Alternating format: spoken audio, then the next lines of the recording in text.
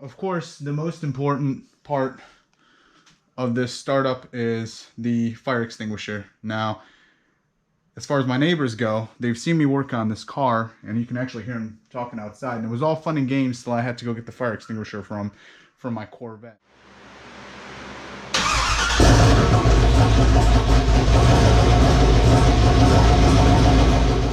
Exhaust. So the downpipe is mounted here, as you guys already know.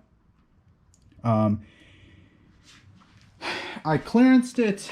I don't know if I went over it in one of my infinite videos that I've taken here, but ultimately I've clearanced it here. I don't know if you guys can see that or not.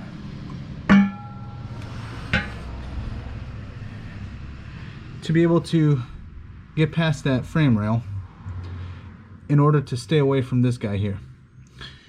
That ultimately misaligns this, the fitting that, or not the fitting, the pipe that goes onto the wastegate, which is fine because all I have to do is yank on this guy a little bit, reposition it, and it should be good. That's what it's there for.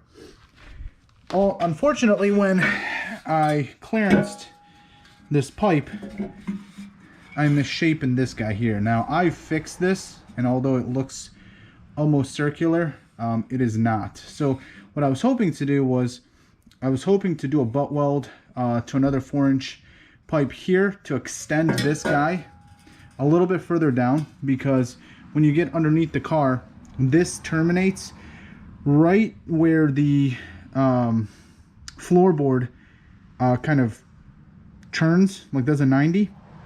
And if you get a V-band there and a clamp, it won't be able to clear. There's just not a lot of room. So what I want to do is I want to drop this down just a little bit to get a V-band, and then maybe from there do like a 90, go from there. So I wanted to butt weld that, make it look nice. Couldn't really get the expander in here.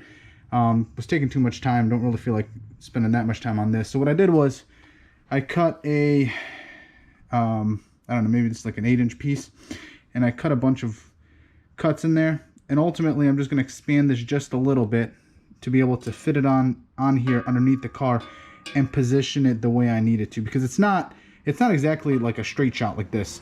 It's like a weird angle.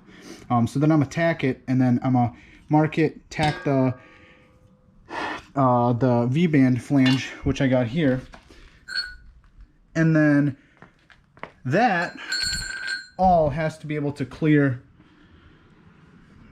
all of that as you pull out the downpipe if you ever have to take the car apart. So we'll go ahead and put this together and see how it works, and if that is the case, then I have to deal with one more issue, which I'll talk about in the next video.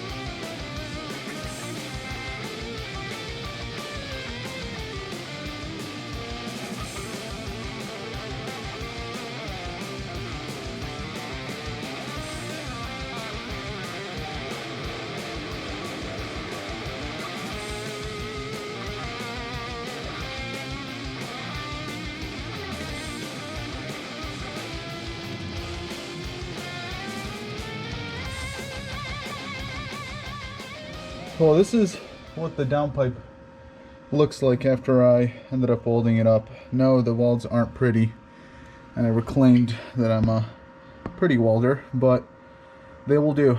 I went ahead, came down about, I don't know, 6 to 8 inches off the end of the downpipe. Did a 9, well, not a 90, but maybe like a 45-degree angle there. Went across above the cross member. That does touch, which I will clearance that just by, you know, lightly tapping on it there to make sure it doesn't rub on the cross member.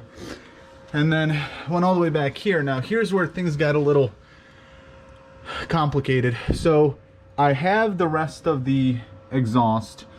My hope was that I would go ahead and just do the rest of the exhaust in 4-inch pipe. However, I don't have enough pipe, nor do I have enough V-bands to do that at this time. I need to get some mileage on the car, so I can break it in, so I can tune it, yada yada yada. So my thoughts are, well, I'll go ahead and I'll reduce this 4 over this 3.5, whatever this is right at this point. And then maybe instead of doing a 4 all the way back, I can do a cutout here as far as restriction goes, to help it breathe a little when we get on the dyno. So that's my hope. Alternatively, I can always just disconnect it here, get rid of the rest of this exhaust, and just go ahead and do a 4-inch from here back. This piece here doesn't cost me anything because it came off of this piece as I was cutting it up here. So I do have another 5-foot section. It's just not enough to get back to the end of the car. So for now, I'm gonna go ahead, tack it up here so it makes contact up here. I'm gonna tack it, probably do some relief cuts here, maybe here, and then just bend it around, and then just continue tacking it and basically clamp this 4-inch around this 3-inch section and just weld it around, and that'll be it. All right, so this is the moment of truth here. What I got going on is I got all the fluids topped off, radiator, overfill, top part of the engine received water. That's just to try it out for now. Engine has got 6.5 quarts of oil, including priming of the fuel pump or the oil pump.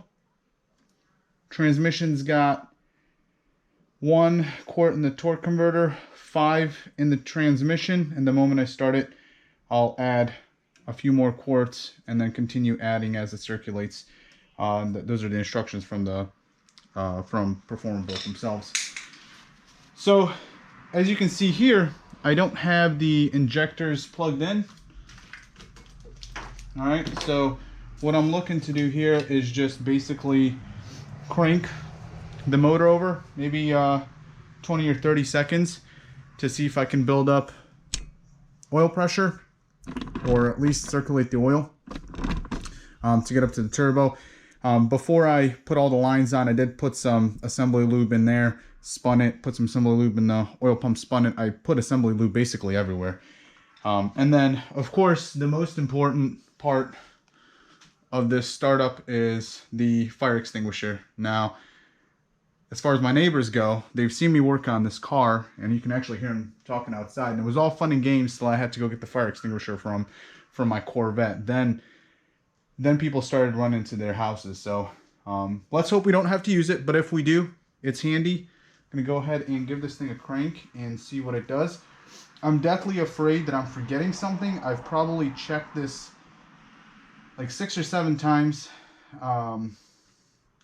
So I'm just going to crank it once, make sure nothing crazy is happening, and then I'm going to crank it a few more times. Then I'm going to continuously crank it, charger on the battery, and then I'm going to come back, plug in the injectors, and then we'll actually start it. So, all right, let's see what happens.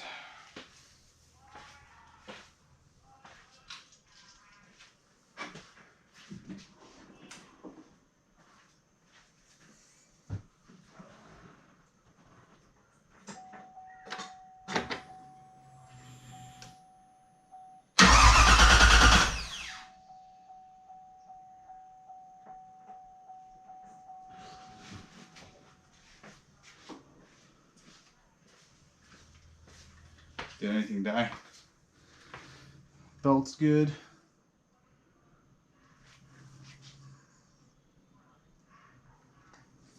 Check to make sure there's nothing leaking.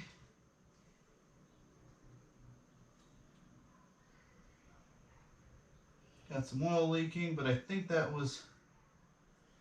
that's from when I when I was priming the oil pump. So I don't think it's anything major. I'll do that again.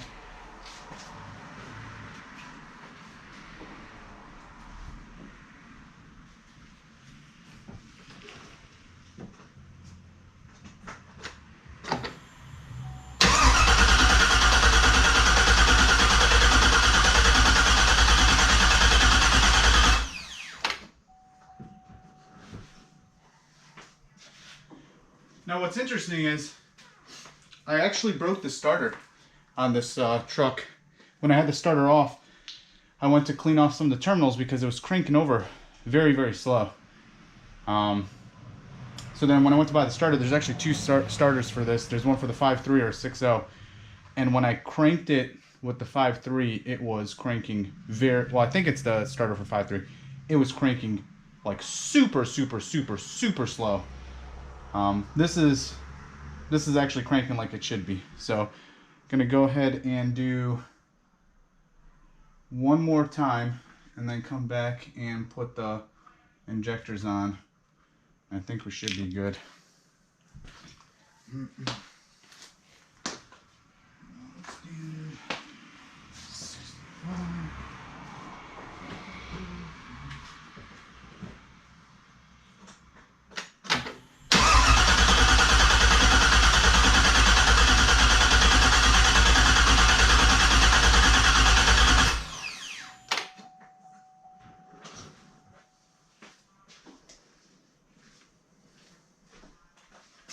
Alright.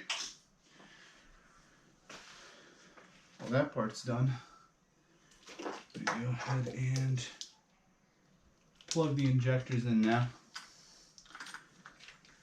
Check everything one more time.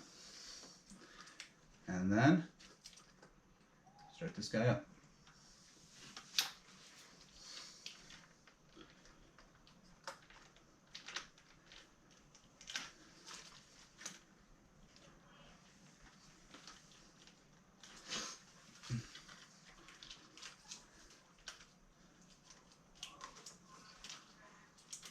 Now this by no means is the only way to do this.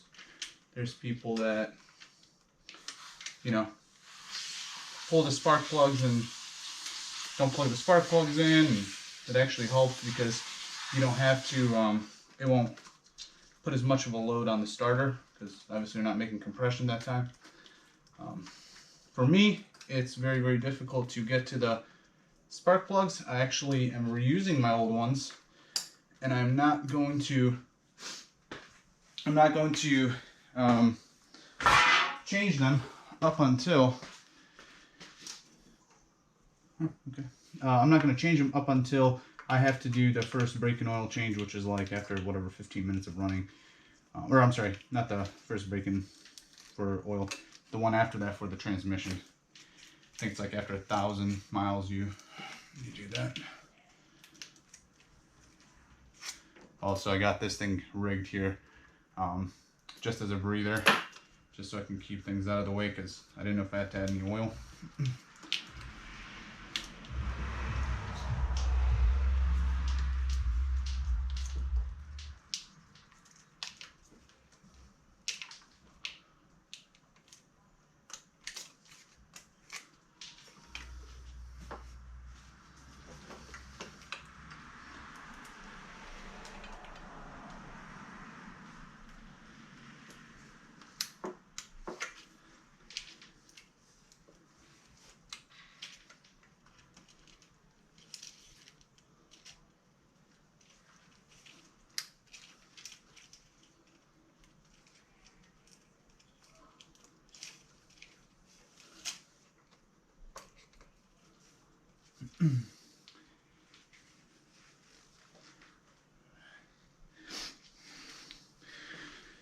Alright, gonna give it a crank and then hopefully it sees oil pressure. If not, we are going to have to take a look and see what's wrong with it. So, alright. Moment of truth.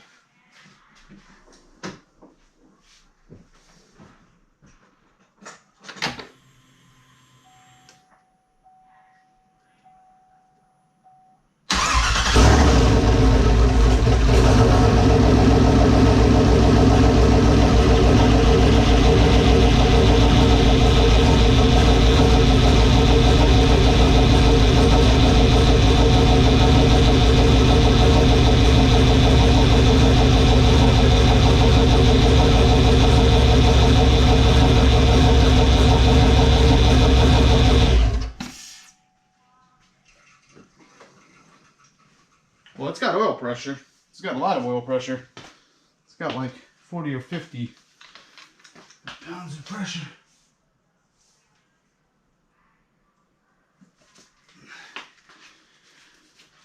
No oil leaking, so this is really, really good. I'm gonna go ahead and add some more trans fluid in. Ooh, we're starting to get hot. And then hopefully this will be it. It is loud. All right, so as of right now, I went ahead and added 2 more quarts to the transmission, which is just right at full, if not a little bit over full. Oh, yeah, a little bit over full, but I haven't ran it through any gears yet. I'm gonna go ahead and start it in neutral, run it through, start neutral, run it through the gears, check fluid again. I'm guessing it's gonna suck up the entire oil pan, and then add some more fluid before I do put any kind of load on the car at all. Let's go ahead and do that. Maybe I'll put you guys over here so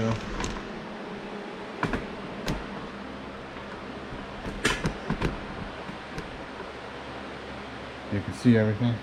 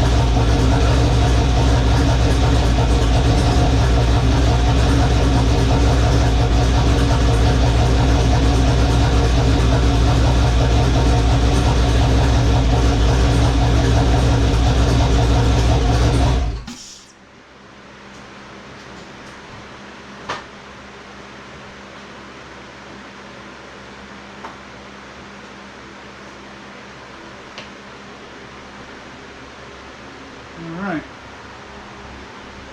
That answers that.